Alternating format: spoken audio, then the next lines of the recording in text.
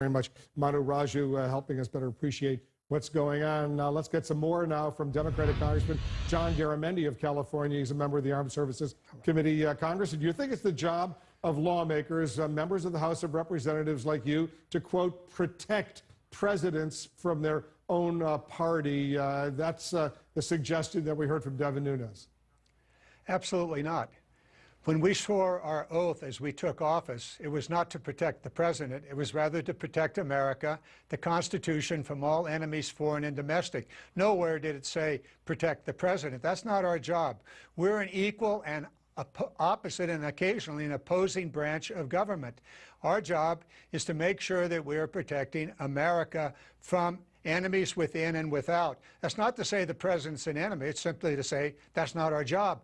We do have some very, very serious issues, and Devin Nunes is a major problem in trying to find out what happened, where Russia operated, so that we can understand how to protect our democratic process in an election which is less than 90 days away. And you just heard about Bill Nelson being concerned about the voter registration rolls being hacked by Russia. We're concerned about that all across this nation. Our task is to protect this nation, not to protect the president. Should Congressman Nunes be removed from his chairmanship of the House Intelligence Committee?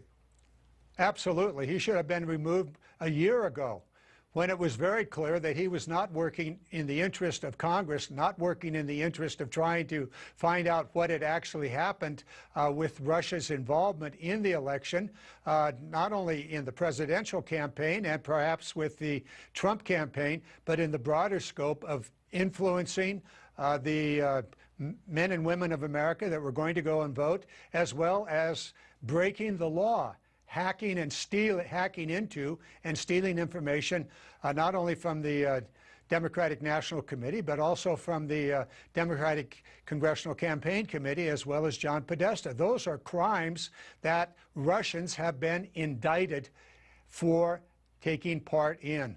Let's turn to Rudy Giuliani's latest comments to our own Dana Bash. He says, this is the president's personal lawyer, says he doesn't mind dragging out this Russia investigation because it might actually help fire up the Republican base before the midterm elections in November. Is the president's legal team negotiating in good or bad faith? Bad faith. Rudy Giuliani, throughout this entire process that he's come back as the personal attorney to the president, has been dissembulating. He has been changing his story every other day and has been putting up false flags for one thing or another. And frankly, I don't believe for a moment that he's telling the truth about anything that he says. He is about as disreputable as is the president when it comes to truth-telling. Should Robert Mueller take the timing of the midterm elections, the elections coming up in November, into consideration as far as his decisions are concerned in the coming weeks? We've already seen what happens when the FBI tries to play it politically. That happened in the Hillary campaign, and it was a major problem for her campaign when Mr. Comey tried to take into account the political import of what was going on with regard to the investigation of her emails and her computer systems. The result of that was a very bad thing. The answer to your question is no. He should not play politics. He should be straight up and down on the issue of the investigation and let it go where it may go. Would it influence the election? Perhaps it would, one way or the other. But his job is to investigate what happened, find out if there were crimes. If there were, then he needs to pursue them. Let's turn to the devastating wildfires raging across your home state of California. The largest fire, by the way, in state history is currently burning in your congressional district. Give us the latest on efforts to contain these blazes and how the people of your district are coping with this disaster. Well, first of all, the very largest fire, which is indeed in my district, the Ranch Fire, together with the adjacent Rivers Fire, is huge. And when they get to be that big, we do not have enough equipment and personnel to surround that fire. And so it continues to burn into the federal forest and into area, fortunately, that is not much habitation. There are very few people living in that area. That's the good news. About 115 homes presently burned in those two fires. But they're just two of the many, many fires that are now burning in California. The Carr fire in the Redding area has about 1,000 homes, 7 deaths already there. So we're short of personnel, we're short of equipment. Fortunately, the mutual aid coming from other states, and in fact from Australia and New Zealand, much appreciated, much needed. We do need a presidential disaster declaration for the ranch and river fire. You can merge that with the fires in Carr and down in Ferguson in the Yosemite area. We're under attack in California.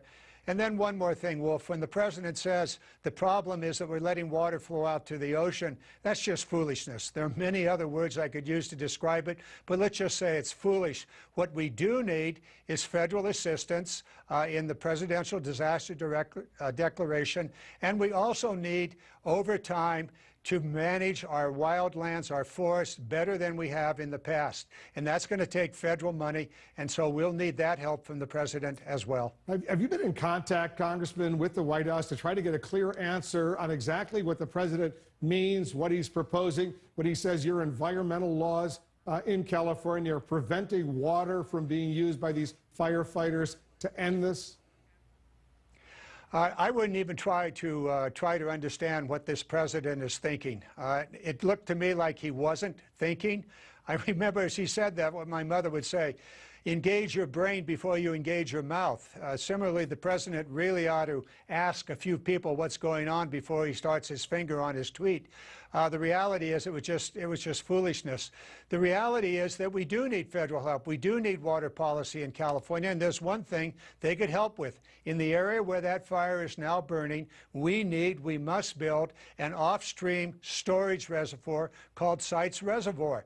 We need federal help on that. Specifically, we need $35 million right now so that the Bureau of Reclamation can do its part of the environmental and engineering work for that reservoir. If that reservoir was in place, it wouldn't have much to do with the fire, except you certainly wouldn't have it burning where the reservoir is, but it would be of enormous help in providing environmental water for our fish, water into San Francisco Bay and into the Delta, as well as for our communities and for our agriculture. So, Mr. President, yes, there is a water issue, and yes, there's something you can do. Help us with Sites Reservoir.